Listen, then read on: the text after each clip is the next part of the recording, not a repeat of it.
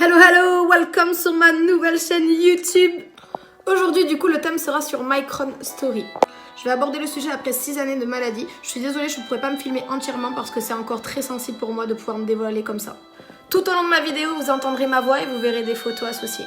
J'espère que cette vidéo vous permettra de me connaître un petit peu plus et vous permettra de vous éclaircir sur la maladie de Crohn. Je vous souhaite une bonne vidéo et cette histoire est vraie. Aujourd'hui, je viens vous en parler de A à Z, sans tabou et c'est sérieux. Pour que tout le monde sache et comprenne cette foutue maladie. Au maximum, et pour l'association François aux Petits, faites des dons si jamais vous le pouvez. C'est vraiment très important. Je ne veux plus avoir honte, je ne veux plus être incomprise. Je ne veux plus être confrontée à des gens qui banalisent la maladie à coups de « ouais, c'est comme une gastro, tous les jours ».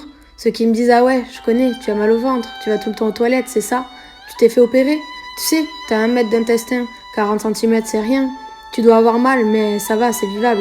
D'ailleurs, regarde là, tu vas bien ?» C'est mon histoire et je vais vous la partager.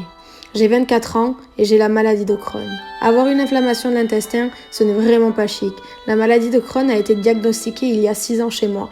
Et entre les douleurs quotidiennes, les effets de la maladie que je peux vraiment difficilement partager et la façon dont les gens ont de minimiser le tout, ce n'est franchement pas facile à vivre. Donc il y a de nombreuses années, j'ai eu ce que l'on appelle 2 grands chocs émotionnels. Et à la suite de cela, de fortes douleurs au ventre.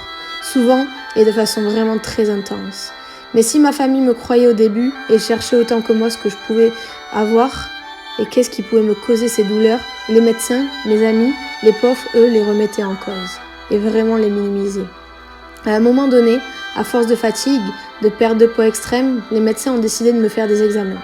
Et même si mes tests sanguins montraient une importante anémie, la coloscopie et les analyses de ce fameux spécialiste disaient qu'il n'y avait rien. Et donc les tests sanguins disaient qu'il y avait quelque chose, mais mes intestins disaient a priori qu'il n'y avait rien. Ils ont donc essayé multiples examens, en passant de la tête aux pieds, pour en conclure que tout cela était dans ma tête et le fameux stress. Et en réalité, toutes ces choses ont pris quasiment 1 année. Donc des allers-retours non-stop et toujours les mêmes phrases. C'est dans ta tête, c'est le stress. Je crois que je hais ces 2 phrases. Il est vrai que selon ce que je pouvais manger, ou si j'étais stressée, mes douleurs étaient vraiment plus prononcées. Puis un beau jour, en allant aux toilettes, je me suis retrouvée avec une salade entière avec du sang dans les toilettes. Mon corps ne digérait plus les aliments. À ce moment-là, mon médecin traitant, que je remercie encore pour son acharnement, a ordonné qu'on me refasse passer des tests malgré le coût de celle-ci. Et là, bingo, on m'annonce une maladie. La fameuse maladie de Crohn. Je ne savais réellement pas ce que cela voulait dire, mais la seule chose que j'avais compris, c'est que pendant 1 année, j'ai subi une erreur médicale très grave. Car mon problème apparaissait déjà bien sur le premier test effectué. Ça y est, c'était vrai, ce n'était pas dans ma tête. Je n'étais pas folle, j'avais bel et bien mal, et pour couronner le tout, j'avais 4 ulcères en plus. Il faut savoir que personne dans ma famille en est atteint, je suis la première. Ma douleur devenait enfin légitime, et j'étais victorieuse. Prenez tout ça dans votre face, ceux qui avaient douté de moi. À l'âge de 18 ans, je prenais ma revanche d'avoir été seule contre tous, et l'affaire Pédicaca a commencé. Les aventures ont commencé à m'arriver. Un certain jour, avec du monde, des douleurs abdominales, ou plutôt des douleurs abdominales, ont commencé à me frapper. Un truc tellement horrible que j'ai cru vomir mes poumons. J'avais l'impression qu'on m'arrachait tout ce que j'avais dans le ventre. Je me suis levée d'un coup pour aller aux toilettes, mais c'était trop tard. Je m'étais fait dessus. J'avais tellement mal que je pleurais. J'étais morte de honte. Je suis restée comme ça à me chier dessus pendant 20 minutes. Et certains avec qui j'étais me demandaient pourquoi je partais de la pièce comme ça. Et je leur ai simplement répondu que je ne partais pas, mais que c'était autre chose qui était parti. J'ai mis 1 heure avant de me décider de sortir de ces foutues toilettes. C'est tellement la honte devant tous ces potes. En réalité, je niais, car je ne voulais pas admettre mon impuissance. Je devais accepter sans rien dire. C'est juste pas possible. Par la suite, pour évaluer l'avancée de la maladie, j'ai dû refaire une coloscopie. Et elle s'est mal passée. Et d'ailleurs, elle se passe toujours très mal. Sérieux, 4 litres de liquide dégueulasse à boire. C'est une torture, ce truc. Cette coloscopie a montré une grande inflammation sur une grande partie de mes intestins, sans oublier ces 4 ulcères bien présents. J'avais donc la maladie de Crohn, plus aucun doute. J'étais donc bien moisie de l'intérieur. On m'a fait passer un IRM pour mieux voir. Alors, je vous avoue, je me demandais pourquoi me faire passer une coloscopie si on voit mieux à l'IRM. En plus, l'IRM, c'est pas la joie. Quand on te dit « Tenez, une couche et une bassine, vous risquez de vomir et vous faire dessus ». Ça arrive très souvent. À ce moment-là, j'ai compris que la maladie, c'était que le début du cauchemar. J'ai essayé de m'imaginer ce que j'allais pouvoir vivre. mais pas facile, car je connaissais rien à cette foutue maladie. Alors entre les médocs, j'en avais 28 par jour, les prises de sang, les rendez-vous à l'hôpital, les régimes sans résidus. Parce que les aliments avec résidus étaient trop difficiles à digérer et ça me provoquait de grosses douleurs. Le sang sel à table également, les coloscopies, la souffrance, la tristesse, sans jamais qu'il y ait de fin. Franchement, j'ai vite déchanté. Je préférais 1000 fois quand je savais pas ce que j'avais. Quoique. Ce qui s'est passé par la suite, c'est que j'ai décidé que je n'avais rien. Du coup, on me l'avait rabâché pendant 1 an. D'ailleurs, voyons, j'avais pas si mal que ça. Je savais que si j'acceptais d'être malade, j'allais passer de l'autre côté de la barrière. J'allais connaître le malheur. Et vraiment, je voulais pas. Même si j'avais la maladie de Crohn, je me disais que ça ne devait pas être grave. Pas autant que d'autres malades. Allez, venons-en au moment que je déteste par-dessus tout, et encore à l'heure actuelle, les traitements. Le fameux traitement. Vous vous doutez bien qu'après tout ce chamboulement, on m'a mis des traitements. La maladie, en 1 année, avait déjà eu le temps d'évoluer. On m'a donc donné du Soluprède, c'est de la cortisone, avec de l'Immurel, pour calmer l'inflammation. La cortisone est son joyeux régime sans sel, pour éviter de gonfler comme un ballon. Ce qui vous fait avoir de la rétention d'eau et un effet bien gonflé, d'où le fait que parfois j'avais des petites joues, et puis 2 jours après des énormes. Puis suite à ça, j'ai commencé à gonfler, puis gonfler et encore gonfler. Et ma silhouette changeait. Pourtant, je faisais 20 heures d'entraînement par semaine et ne mangeais pas de sel. Et là, figurez-vous que les chouettes réflexions ont commencé à arriver, du style « Oh, le hamster !» et j'en passe. Mais tu peux même pas leur répondre car j'assumais pas d'avoir le Crohn et dire que c'était à cause de ça que j'étais comme ça. Donc tu encaisses et tu te tais. Question de comportement, on pouvait me comparer à une tortue, le fameux « je m'en fous » de tout ce qu'on peut me dire. En gros, je m'en fous, je nie, ça n'existe pas. Je continuais d'aller en cours à cette époque, j'étais en première, mais je n'arrivais plus à suivre avec la fatigue. Je restais seule car je voulais pas me justifier sur mes absences, mes repas, mes traitements, ma fatigue. J'arrivais vraiment plus à suivre ce qu'on m'apprenait en cours. J'en avais marre d'être convoquée tous les 4 matins dans le bureau de la directrice de mon secteur pour à chaque fois me dire que je faisais du cinéma, à être malade, que je ferais rien de ma vie plus tard et que j'avais qu'à venir plus souvent en cours pour mieux suivre. Et que j'avais qu'à rester chez moi. J'ai donc quitté mon école et j'ai dû suivre les cours à distance avec le CNED et continuer ma terminale à la maison. Et là, badaboum, j'ai eu ce fameux bac. Avec toute la haine, je pouvais pas ne pas l'avoir. Puis j'ai continué sur un BTS communication. Je pensais que j'allais bien, mais en vrai j'avais toujours une douleur de fond, mais supportable, comme si on m'avait donné un coup de poing, et après ça en plus s'ajoutaient les douleurs d'après-repas. En gros, c'est comme si on me sortait tous les boyaux et que j'avais besoin de pousser pour que ça aille mieux. Parler des crises qui venaient par pousser. Tu morfles pendant 15 minutes, puis ça part, et ainsi de suite. Autant vous dire que plusieurs fois je pensais à toutes ces personnes qui se suicidaient parce qu'ils souffraient trop.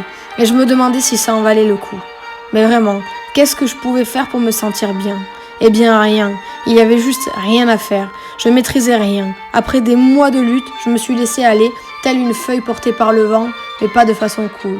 J'ai pris la fameuse décision d'arrêter mes traitements et un médecin un jour m'a dit « Marine, vous êtes malade. » Et c'est vrai, je l'étais. Quand ta vie devient vraiment de la merde, le Crohn entraîne une anémie en fer et en vitamine B12, essentielle pour être en forme. Je devais donc boire leur Fortimel qui à force te dégoûte et faire des perfusions pour me remonter. Et à force de faire des prises de sang régulières, mes bras ressemblaient à un champ de bataille. J'avais des traces de piqûres, des bleus partout. On aurait dit que je me défonçais. C'était laid et j'avais honte. 2 mois après l'arrêt de mes cachets, j'ai eu une énorme crise. J'étais seule dans mon appartement. Au bout de 5 jours, je pensais que ça passerait, mais non. J'ai donc appelé le SAMU qui m'a transportée en urgence. Tellement que j'étais habituée à avoir mal, je ne me suis même pas affolée. Arrivée là-bas, on m'a expliqué que j'avais un abcès et qu'on allait devoir me mettre une poche, anus artificiel. Là, je me suis effondrée. On m'a transportée à Agen pour être un peu plus proche de ma famille et on m'a annoncé qu'on allait m'opérer dès le lendemain. Suite à ça, vous le croyez ou non, ma mère a posé ses mains sur mon ventre et un miracle s'est passé. Le lendemain, plus aucune douleur. Les médecins étaient choqués. Du coup, plus d'opération. Par contre, au bout, toujours un abcès, mais soignable. Donc on m'a passé sur un traitement supérieur, l'Humira. Je me piquais toutes les 2 semaines. Des anti-TNF. Ces traitements détruisent vos défenses immunitaires. Ça vous rend beaucoup plus vulnérable aux maladies comme la trachéite, bronchite, etc. L'Immurel, quant à lui, est un gros bâtard qui provoque la perte de cheveux. J'étais au plus bas, un teint vert, jaune, mes cheveux qui tombaient par poignées, les douleurs, les fièvres, la fatigue. J'avais trop mal pour manger. et l'Humira m'a fait prendre 20 kilos. Ce que je voyais dans le miroir, c'était un corps, mais qui encore une fois n'était pas le mien. J'ai donc demandé à arrêter ce traitement pourri qui m'avait fait grossir, mais en plus avoir de l'acné que je n'ai jamais eu et retrouver mon asthme. J'ai donc arrêté. Suite à ça, je voulais plus prendre de... Et je revois ce docteur entrer dans ma chambre avec ses étudiants, me dire « Marine, vous allez en mourir ». J'avais 20 ans, je vous laisse imaginer. Je suis donc passée avec le traitement Remicade, injection toutes les semaines, puis toutes les 2 semaines, puis toutes les 8 semaines, plus Lumirel en plus, c'est de la mini-chimiothérapie. Suite à cela, j'allais beaucoup mieux, mais toujours ce poids en trop. J'ai donc vu une diététicienne et nutritionniste, et je vous expliquerai dans une autre vidéo là où cela m'a mené. J'ai ensuite rencontré un coach sur les réseaux qui a fait toute la différence dans ma vie, qui m'a permis de retrouver une vitalité immense et éliminer 10 kilos sur 30 jours, 20 sur 6 mois et me sentir vraiment mieux malgré les traitements lourds, et cela sera détaillé dans ma prochaine vidéo. Il y a maintenant 1 an et demi, on m'annonçait que la maladie avait trop évolué et que malheureusement leur poche était vide, plus aucun traitement était possible pour moi. Ils ont donc pris la décision de me retirer 40 cm d'intestin. Et là, tout s'est effondré autour de moi. Mais qu'en plus, avant de m'opérer, j'allais passer 2 mois nourrie par sonde. On a commencé à me nourrir par sonde, un fameux tuyau qu'on vous enfonce dans le nez. J'ai vraiment eu mal le premier coup parce que j'ai un problème au nez, côté droit. Donc ensuite, on me l'a fait passer de l'autre côté. J'ai eu moins mal, mais par contre, c'est très désagréable. J'ai tenu 1 semaine où j'ai même pu rentrer chez moi avec. Et là, une fièvre immense, des vomissements ont apparu. J'étais en train de faire une occlusion intestinale. Je vous laisse imaginer ma douleur en plus de ma faiblesse.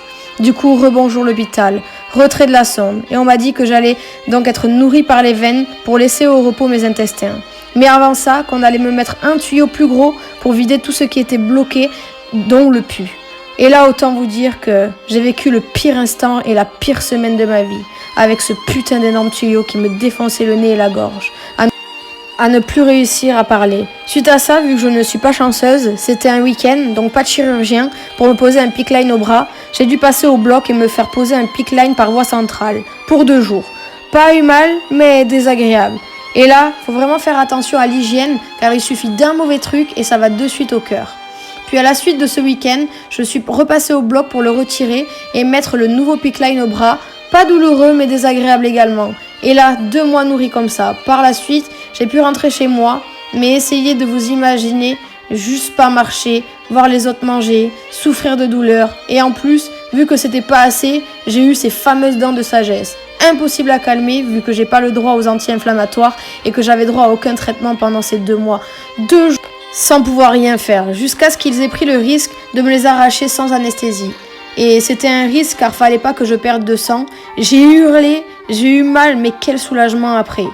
Puis les semaines ont passé et j'ai demandé si je pouvais réintégrer juste mon complément alimentaire qui a été validé. Ça m'a amené un petit peu de bonheur. Au bout des 2 mois, mon mental était à rude épreuve. J'en pouvais sincèrement plus et j'attendais avec impatience cette date d'opération, sachant que j'étais re-rentrée à l'hôpital depuis 15 jours car ça allait vraiment pas. Puis ce fameux jour est arrivé. J'avais fait 2 mois sans nutrition pour laisser mes intestins au repos et éviter d'avoir une stomie. J'espérais vraiment ne pas l'avoir. On m'a opéré ce fameux 27 avril 2018. Quand je me suis réveillée de l'opération, malgré les antidouleurs et la morphine à bloc, je souffrais le martyre. Mon corps a été mis à rude épreuve et mon mental aussi. Et la première chose que j'ai regardée, c'est mon ventre. Et là, j'ai vu que j'avais cette poche.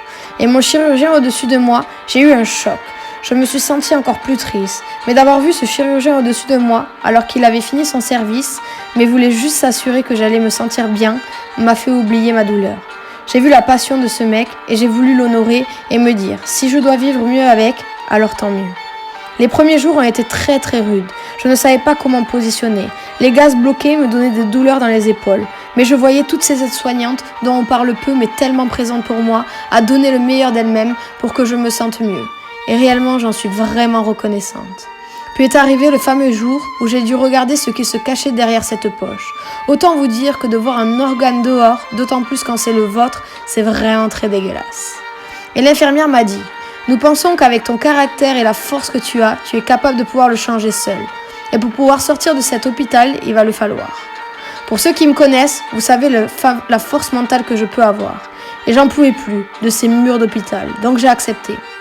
Le lendemain, c'était l'heure à mon tour de changer cette poche. On m'a mis debout, face à un miroir, on m'a enlevé ma stomie et là on m'a montré mon intestin dehors.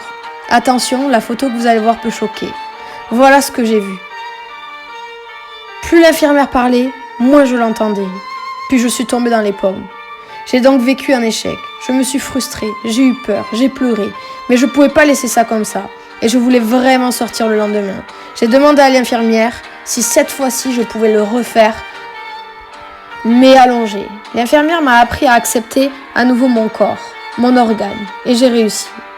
Et j'ai donc pu sortir. Chez moi, les premiers jours, dans ma nouvelle vie, n'ont pas été simples. Devoir vivre avec un organe dehors et une stomie est vraiment spécial au début. J'ai dû apprendre à gérer mes repas, savoir vider la poche quand il le faut, apprendre à s'habiller, etc., etc. Petite précision, suite à cela, j'ai perdu 10 bons kilos. J'étais devenue un petit coton-tige. Puis les jours ont passé et avec le soutien de mon entourage, j'ai réussi à m'accepter avec. J'ai même réussi à dire « Au moins, j'ai plus besoin de trouver des toilettes. Je peux même vous parler en même temps que je fais mes besoins. » Pour ceux qui se posaient la question, ça n'avait pas d'odeur. Il y a un petit charbon à l'intérieur. Tout s'est plutôt bien passé avec. Je vais vous raconter une petite histoire particulière. Parfois, il m'arrivait que ça coulait à côté, etc. Un jour à McDo, ce qui s'est passé, c'est qu'on mangeait tous ensemble avec mes copains. Et d'un coup, j'ai senti quelque chose de très spécial. Et quand j'ai regardé, en réalité, c'était tout qui avait coulé sur moi. Je vous laisse imaginer avoir du caca dessus. Tous mes copains m'ont regardé, ils sont explosés de rire. Sur le coup, je me suis sentie triste, j'avais honte, je savais pas quoi faire. Mais le fait qu'ils aient rigolé, ça m'a mis à l'aise et j'ai pu, alléluia, accepter d'avoir du caca sur moi. Mais j'ai quand même fini par dire que même si c'était chiant, pas forcément pratique, j'avais quand même réussi à trouver l'amour et vivre normalement. Et dire que si je pouvais ne plus ressentir de douleur, comme maintenant, oui, même des petites douleurs de fond permanentes que j'avais depuis 6 ans avaient disparu avec cette stomie, je disais je veux bien même la garder à vie cette poche. Dieu merci, 6 mois plus tard, on m'annonce que je peux retirer et faire ce qu'on appelle ma remise en continuité. Imaginez à ce moment ma joie immense de presque voir le bout du tunnel. Durant ce temps, j'ai réussi à reprendre 5 kilos sans aucun sport, uniquement avec ma nutrition, que vous pourrez voir dans ma prochaine vidéo. Suite à la deuxième opération, de longs jours s'en sont suivis pour réussir à remarcher correctement, réapprendre des choses basiques comme aller aux toilettes, etc. J'avais un trou aussi profond que mon pouce. On m'a mis des mèches pour reboucher tout cela. Pendant 1 mois, une infirmière me l'a changé. Puis 3 mois plus tard, j'ai commencé à me réathlétiser en allant à la piscine. Quel bonheur. Puis les mois ont passé. J'en ai beaucoup chié, mais je n'ai rien abandonné. Et avec détermination et croyance, je suis à plus 13 kilos aujourd'hui, que vous pourrez voir sur ma prochaine vidéo. À l'heure d'aujourd'hui, j'ai toujours mal au ventre parfois, même si c'est moindre. Je perds plus mes cheveux. Même s'il m'arrive d'avoir des jours sombres, j'ai toujours un transit aussi rapide qu'une Formule 1. Mais malgré tout, au début, je restais très triste. J'avais du mal à accepter que j'allais passer le reste de ma vie à essayer d'aller bien. Que je devais constamment penser à prendre mes médicaments, vérifier mes repas, mon appétit, ma fatigue, le nombre de fois où j'étais allée aux toilettes, savoir ce que j'avais mangé avant, regarder la constance de mes selles, si j'avais perdu du poids, ne pas oublier mes rendez-vous, les prises de sang. Je trouvais ça tellement injuste. J'étais tellement en colère contre ma maladie, contre les médecins, contre le sort, le hasard qui a fait que moi, je suis touchée. Je me comparais aux autres, ceux qui sont en bonne santé, et l'injustice frappa. C'est vrai, quoi, je fumais pas, je buvais pas. À cette époque, j'avais une bonne hygiène de vie, je faisais du sport depuis l'âge de mes 2 ans, je faisais tout bien comme il faut. Alors je me demandais pourquoi moi, et pas certains que je voyais tellement défoncés qu'ils pouvaient pas se lever. Certains qui fumaient un paquet par jour, d'autres qui se dessoulaient jamais, certains qui sans cesse répétaient qu'il fallait bien mourir de quelque chose. Et j'avais cette pensée ignoble que si l'un de nous devait mériter d'être malade, c'était eux. Inutile de crier au scandale, je sais que personne ne mérite cela, mais quand on est en colère, on est dégueulasse. La honte, je parlais de ma maladie à personne, même pas à ma famille. La maladie de Crohn touche l'intimité des gens, et c'est un sujet vraiment tabou. Alors les malades restent silencieux. J'avais préféré, à cette époque, honte à moi, mais avoir quelque chose qui touchait pas le caca, plutôt que d'être celle qui a la chiasse à chaque fois qu'elle mangeait. Petit à petit, je sortais moins, je restais chez moi, car j'avais plus de 20 voire 30 selles par jour, et je me coupais du monde et des gens. Puis j'ai commencé à faire un premier buzz internet il y a maintenant 5 ans. Puis là, les gens ont commencé à me suivre, voir mes actualités, souvent à l'hôpital, un coup gonflé, un coup dégonflé, à me poser plein de questions. Mais comment je pouvais répondre à ces gens? Qui veut parler de ça, de son caca? C'est un sujet tabou. Encore plus chez les femmes. Parce qu'une fille, ça doit être sexy, romantique. Une fille ne peut pas faire caca, encore moins rester bloquée dans les toilettes 40 minutes. Et on peut même pas se plaindre, car dire j'ai mal au ventre, c'est dire caca, caca, gros caca dans les toilettes. Enfin, pour moi personnellement, ça voulait dire ça. Puis j'ai fait une vidéo en expliquant ma maladie, sans dire que c'était moi. Mais certains ont fait le lien. Puis j'en ai refait une en disant et dévoilant que c'était bien mon histoire. Et ça peut paraître bête, mais tout l'amour, le soutien que j'ai reçu m'avait permis enfin, alléluia, d'accepter au bout de 4 ans. Je commençais à accepter et grâce à cela, j'ai pu aider certains malades. Et depuis, vous êtes vraiment ma plus grande force et ma motivation.